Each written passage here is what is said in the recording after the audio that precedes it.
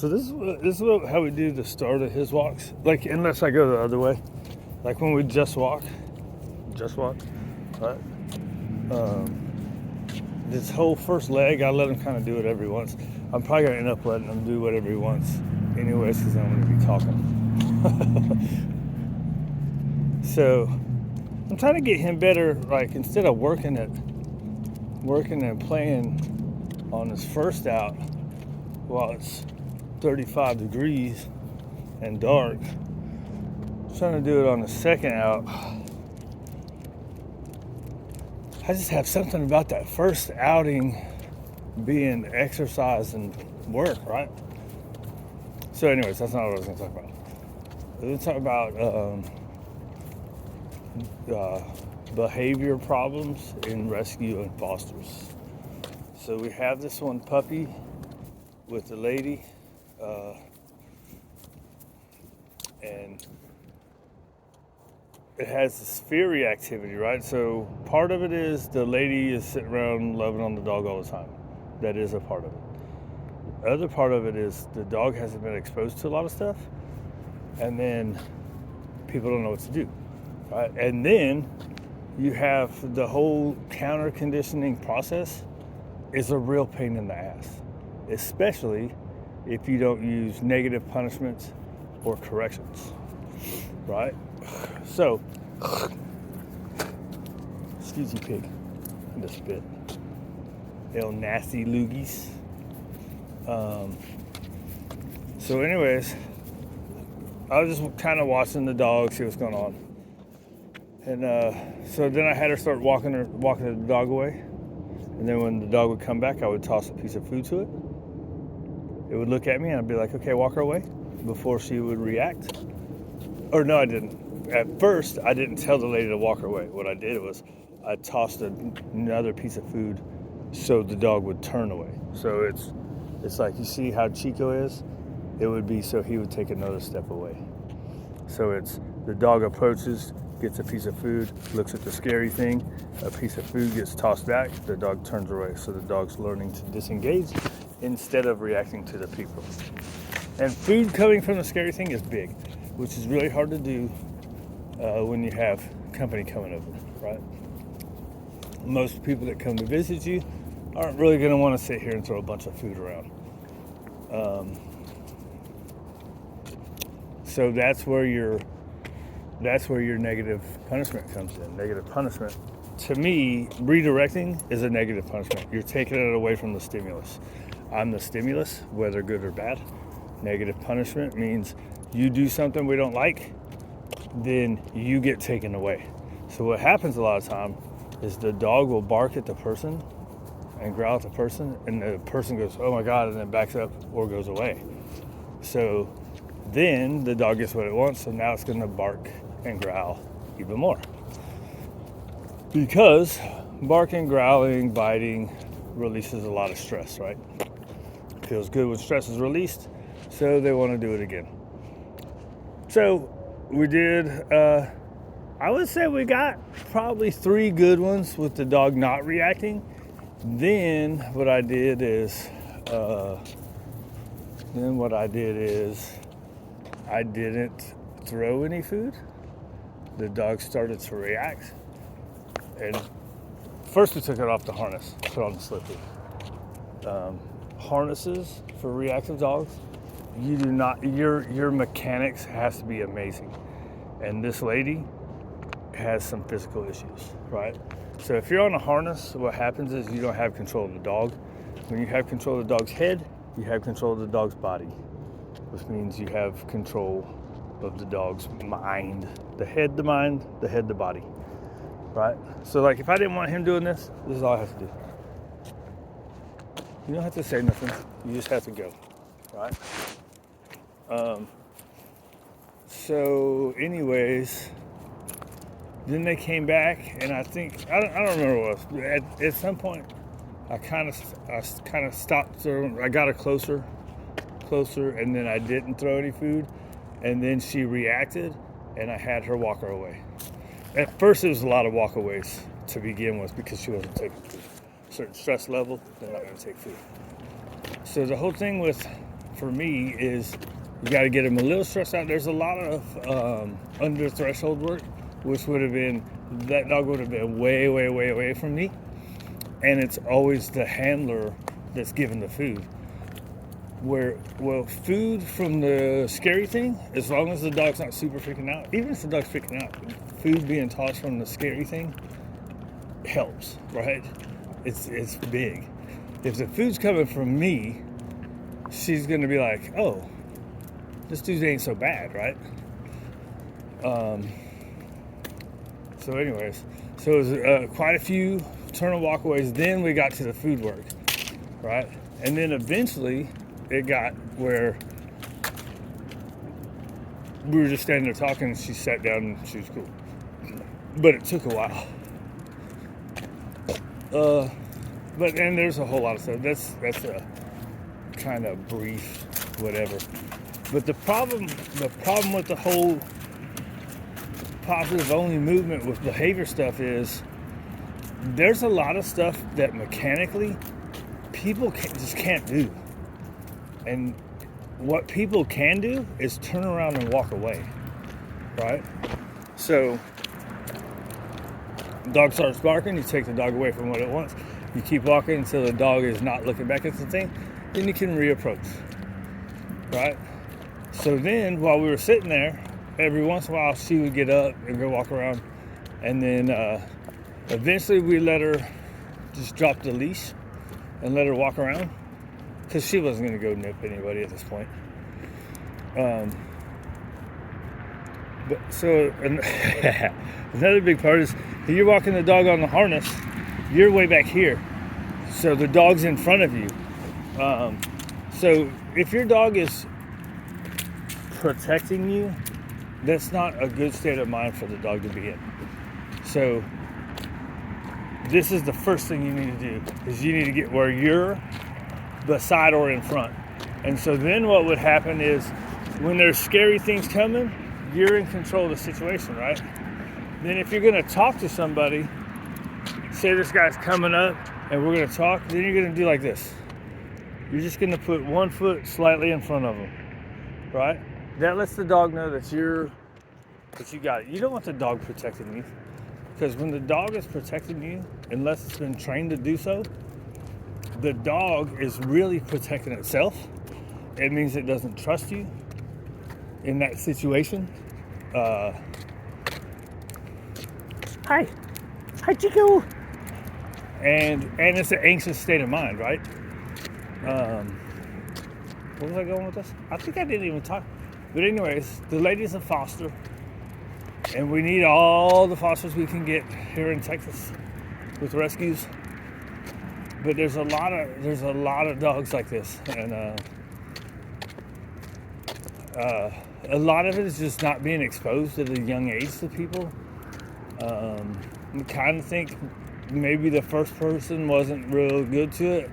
She had a broke leg when they found her in the parking lot of apartments, and then the people found her was a man and a woman, and she was great at, right?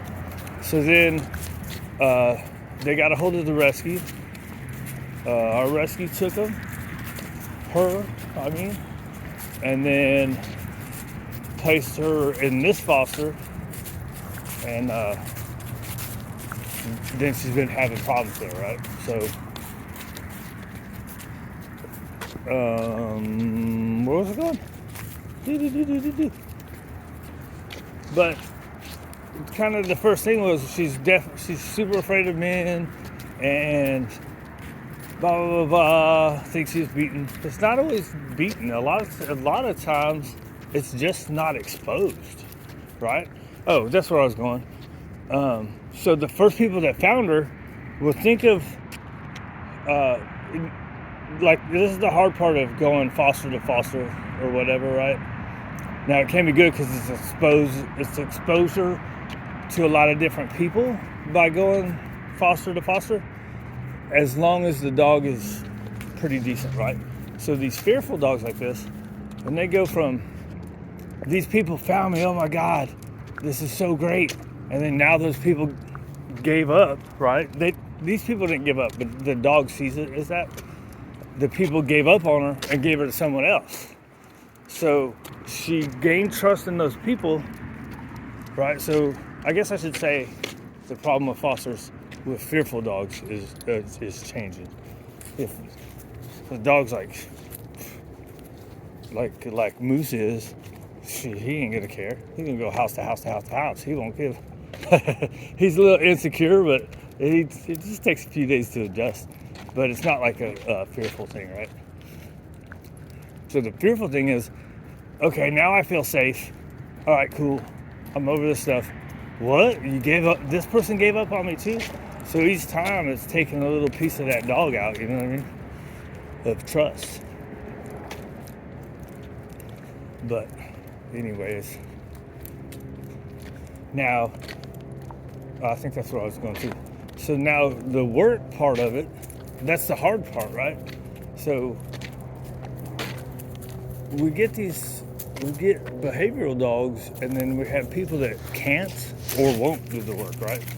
So this lady, she had to really talk her son, what am I doing? Son and his wife to come out while I was there. And it's like, you can tell they just don't want to. And it's hard because the dude got nipped, and so since he got nipped, there was no, my understanding is it wasn't a real serious bite. So, I mean, if it was, they would probably give it back. But once that happens, the people are going to be excited to help out. Even if they see, like, we were there about an hour and a half. You know, the progress that we made and where she got to in that day.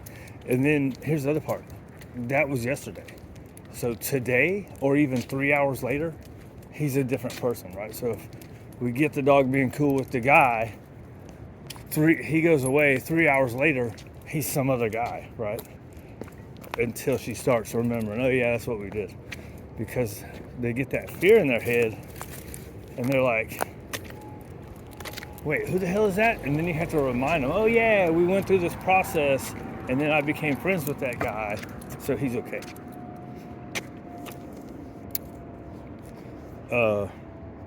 12 minutes? I think I got lost. Anyways, it's rough, right? And we got so many of them. And then we were just talking about all the dogs that she has, the lady with the rescue. And just hard to get homes, because even homes, they want, every dog's got to be perfect, right? So this guy, you know, he's hard to get a home. He's old, has some reactivity issues, iffy with other dogs, great with people. But that's a lot, right? I don't want to get an older dog. I'm only going to have him for 3 years. A lot of people, there are people out there that love doing that.